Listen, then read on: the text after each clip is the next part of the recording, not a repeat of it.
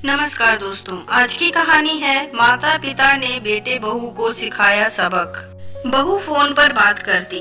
क्या बताऊं मम्मी, जब से पापा जी रिटायर हुए हैं दोनों लोग फिल्मी हीरो हीरोइन की तरह दिन भर अपने बगीचे में ही झूले पर विराजमान रहते हैं। ना अपने बुढ़ापे का लिहाज है ना बहू बेटे का। इस उम्र में दोनों मेरी और नवीन की बराबरी कर रहे हैं।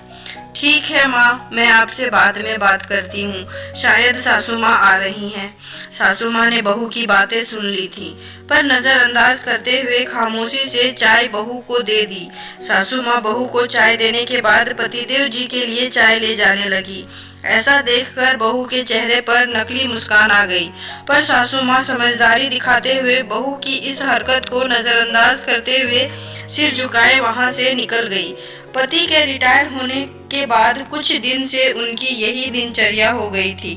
आजकल सासू माँ अपने पतिदेव जी को उनकी इच्छा अनुसार अच्छे से तैयार होकर अपने घर के सबसे खूबसूरत हिस्से में अपने पतिदेव के साथ झूले में बैठकर समय बिताती थी। इन्होंने सारी उम्र तो बच्चों के लिए लगा दी थी। इस घर का कोना कोना सजाने में उन्होंने बड़ी मेहनत से साकार किया था और वहां पर लगा झूला मन को असीम शांति प्रदान करता। पहले तो झूले पे दोनों कम समय के लिए ही बैठ पाते थे। जब भी सास अनमनी होती तो ससुर बड़े जिंदा दिल शब्दों में कहते, पार्टनर, रिटायरमेंट के बाद दोनों इसी झूले पर साथ बैठेंगे और खाना भी साथ में ही खाएंगे। आपकी हर शिकायत हम दूर कर देंगे। फिलहाल हमें बच्चों के लिए जीना है। बच्चों के कैरियर पर बहुत कुछ बलिदान करना पड़ा। खैर, अब बेटा अच्छी नौकरी पे था और बेटी की भी अच्छे घर में शादी हो चुकी थी। रिटायरमेंट के बाद घर में थोड़ी रौनक रहने लगी थी और घर पर रहना अच्छा भी लग रहा था, क्योंकि पहले बड़े पद पर थे तो कभी उनके कदम घर में टिकते ही नहीं थे। लेकिन बहू बेटे को उसके माता पिता के लिए ताने देने का कोई मौका नहीं छोड़ती। एक दिन बहू ने उस बगीचे से छुटकारा पाने के लिए अपने पति को एक रास्ता सुझाते हुए कहा, क्यों ना हम बड़ी कार खरीद लें? आइडिया तो अच्छा है, पर रखेंगे कहाँ? एक कार रखने की ही तो जगह है घर में। बहू बोलती है, जगह तो है ना, वो गार्डन तुम्हारा जहाँ आजकल दोनों लव बर्ड्स बैठते हैं। बहू ने टॉन्ट मारते हुए कहा। थोड़ी तमीज से बात करो, बेटे ने बहू से क्रोध होकर बोला। लेकिन फिर भी बहू ने अपने पति को पापा जी से बात करने के लिए मना ही लिया। अगले दिन बेटा कुछ कार की तस्वीरों के साथ शाम को अपने पिता के पास गया और बोला, पापा, मैं और आपकी बहू एक गाड़ी खरीदना चाहते हैं। पर बेटा, एक बड़ी गाड़ी तो घर में पहले ही है, फिर उस नई गाड़ी को रखेंगे भी कहाँ? पिता ने प्रश्न किया। ये जो बगीचा है यही गैरेज बनवा लेंगे। वैसे भी आपकी बहू से तो इसकी देखभाल होने से रही, और मम्मी कब तक देखभाल करेंगी? इन पेड़ों को कटवाना ही ठीक रहेगा। यह सुनकर माँ तो वहीं कुर्सी पर सीना पकड़कर बैठ गई। पिता ने क्रोध को काबू में करते हुए कहा, मुझे तुम्हारी माँ से भी बात करके थोड़ा सोचने का मौका दो। क्या पापा, मम्मी से क्या पूछना? वैसे भी इस जगह का इस्तेमाल भी क्या है?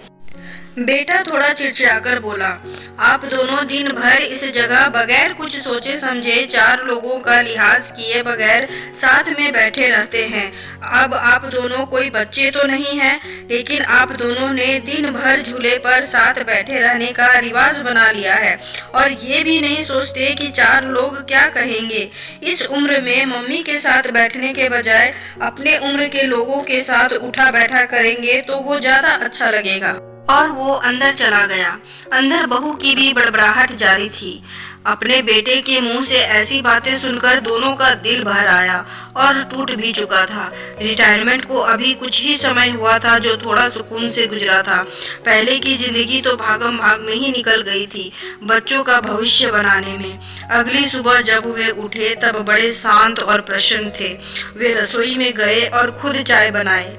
कमरे में जाकर पत्नी के साथ वहीं चाय पीने लगे। पत्नी ने पूछा, आपने क्या सोचा है? अरे तुम चिंता क्यों करती हो, मैं सब ठीक कर दूंगा। और शाम को अपने घर के बाहर टू लेट का बोर्ड टंगा देख बेटे ने प्रश्न किया, पापा, माना कि घर बड़ा है, पर ये टू लेट का बोर्ड किस लिए? अगले महीने मेरे स्टाफ मिस्टर गुप्ता रिटायर हो रहे हैं, तो वो इसी घर में रहेंगे। उन्होंने शांतिपूर्ण तरीके से उत्तर दिया। हैरान बेटा बोला, पर कहाँ? तुम्हारे पोर्शन में, पिता ने सामान्य स्वर में उत्तर दिया।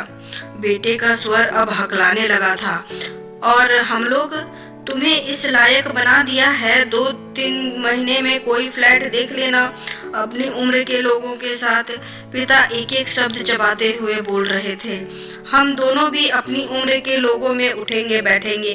तुम्हारी माँ की सारी उम्र सबका लिहाज करने में निकल गई, कभी बुजुर्ग तो कभी बच्चे। अब लिहाज की सीख तुम सबसे लेना बाकी रह गई थी। पापा, मेरा वो मतलब नहीं था, बेटा सिर झुकाकर बोला। नहीं बेटा, तुम्हारी पीढ़ी ने हमें प्रैक्टिकल बनने का सबक दे दिया। जब हम तुम दोनों को साथ देकर खुश हो सकते हैं तो तुम लोगों को हम लोगों से दिक्कत क्यों है? इस मकान को घर तुम्हारी माँ ने बनाया, तो ये अनोखा कोना छीनने का अधिकार मैं किसी को भी नहीं दूंगा। पापा, आप तो सीरियस हो गए। ना बेटा, तुम्हारी माँ ने ना जाने कितने कष्ट सहकर, कितने त्याग करके दिया। आज इसी के सहयोग से इतना कुछ है मेरे पास। इसलिए सिर्फ ये कोना ही नहीं, पूरा घर तुम्हारी माँ का श्रेणी है। घर तुम दोनों से पहले तुम्हारी माँ का है। बाप की बात सुनकर बेटे का सर शर्म से झुक गया। उम्मीद करती हूँ कि कहानी आपको अच्छी लगी होगी।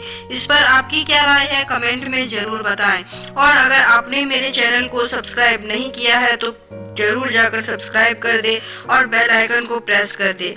लाइक शेयर करना तो बिल्कुल ना भूले। Thank you.